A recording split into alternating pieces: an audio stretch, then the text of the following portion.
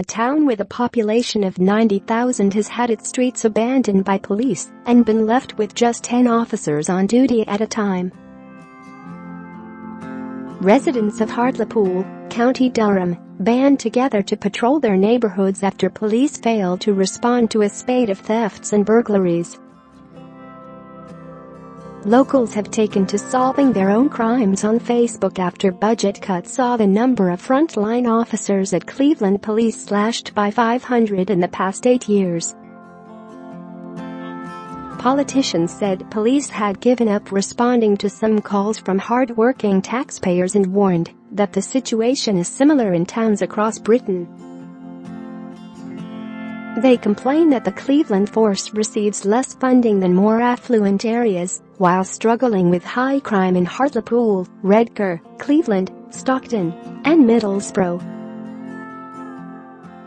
Just 10 officers are on duty overnight in Hartlepool, a coastal town with a population of 92,000, and police cars sit empty because there are not enough officers to fill them. Cleveland police announced on Monday they were shutting down the town's custody suite to save money, forcing officers to drive anyone they arrest to Middlesbrough Police Station 15 miles away. Share this article. Share on a recent Saturday night, all 10 police officers were busy dealing with incidents, meaning there was no one left to respond to emergency calls, a BBC News investigation found. At one stage, 4 officers were driving prisoners to Middlesbrough. GAS engineer Paul Timlin captured thieves stealing all of his tools on CCTV, but was forced to solve the crime himself because police failed to turn up for 2 weeks. The 57-year-old grandfather was unable to work when £1,500 worth of tools were stolen from his van outside his house.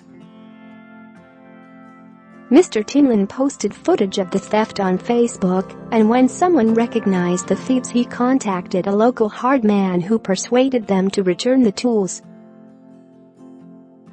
Mr. Timlin said, posting on Facebook solves crimes quicker than ringing the police. It's a low-grade crime to the police, but for me, it's £1,500 of tools that are essential for my job. I called the police straight away and went to the station the next day, but was told there were not enough police to cope. Another local business owner, Corinne Winwood, 37, said people post their own CCTV footage of when they have been broken into on Facebook saying, "Have you seen this person?" Resident Darren Price helps organize early morning patrols of the streets in a bid to deter criminals and says the volunteers are doing the job of the police. "We just want to try and make our area safer. The police don't come out," he told the BBC. "We want the people who are coming around our area nicking things to know that there are people walking the streets actively looking for them." Hartlepool Mayor Alan Barclay said criminals are very happy because they know they can get away with it. Policing is now non-existent for low-level crimes and things like burglaries and shoplifting because the police's hands are tied by budget cuts. Police have effectively given up on coming out because they just don't have the resources. Victims get a crime number and that's it. Hartlepool's Labour MP Mike Hill said, frightened, hard-working taxpayers feel the streets have been abandoned by police. The situation in Hartlepool is typical of most British towns. It is a damning indictment of underfunding up and down the country. Police chiefs and politicians say Cleveland's budget has been cut to the bone since austerity struck in 2010. Cleveland police have closed 12 police stations, triggering protests by residents carrying placards reading, "We need to feel safe." Over the past 8 years, the force has shed 500 officers, leaving it with a uniformed force of 1,257. Community Policing Superintendent Allison Jackson of Hartlepool Police said, "We make the most efficient use of the resources available to us, and those resources are directed to incidents based on levels of threat, harm and risk to our communities." Cleveland Police and Crime Commissioner Barry Coppinger added, "The government must sit up and listen to what we are telling them about the crippling impact of their cuts on policing in Cleveland."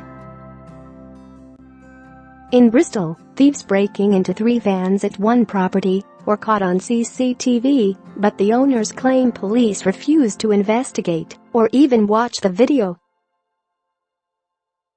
Darren Smith, 25, said, "The police said they don't come out to this type of crime, and there was nothing they could do. They didn't want to come out and take the CCTV, and they haven't given me a way to send it to them. I feel let down by it, and I don't feel safe." An Avon and Somerset police spokesman said the investigator allocated to Mr. Smith's crime emailed him introducing herself, giving her contact details, and with a link for him to upload the CCTV. She has had no reply. Chief Constable calls on public to help not hinder his frontline by Chief Crime Correspondent. A police chief yesterday joined calls for the public to help and not hinder frontline officers. The comments by Lancashire Chief Constable Andy Rhodes came after officers condemned the walk-on by culture in which members of the public film attacks on their phones instead of stopping them. Mr. Rhodes said, "We are not saying to the public that we expect you to get involved in physical violence on the streets. What we are saying is there are ways and means of helping us, and some of the things that we are seeing are hindering us. This isn't a green light for have-a-go heroes." The Mail yesterday revealed how footage of a London woman police officer being kicked into the path of a bus was shared online. It prompted Ken Marsh, chairman of the Met Police Federation, which represents almost 30,000 junior officers, to warn that officers may let thugs go if the public fails to back them up. However, speaking to the BBC's Victoria Derbyshire, Mr. Rhodes said, "We are trained to deal with violent incidents. If our officers feel they are not in a position to make a safe arrest without being harmed, they will back up and wait for more support to come." Responding to the footage of the London policewoman being kicked, Met Commissioner Cressida Dick said, "I was shocked. I thought it was sickening to see the violence that my officers were subjected to. I was honestly appalled that somebody should be filming that and laughing about it." When asked if the public should intervene, she said, "It depends on the circumstances. It depends on who you are, how fit and able you feel, and what is in fact unfolding in front of your eyes."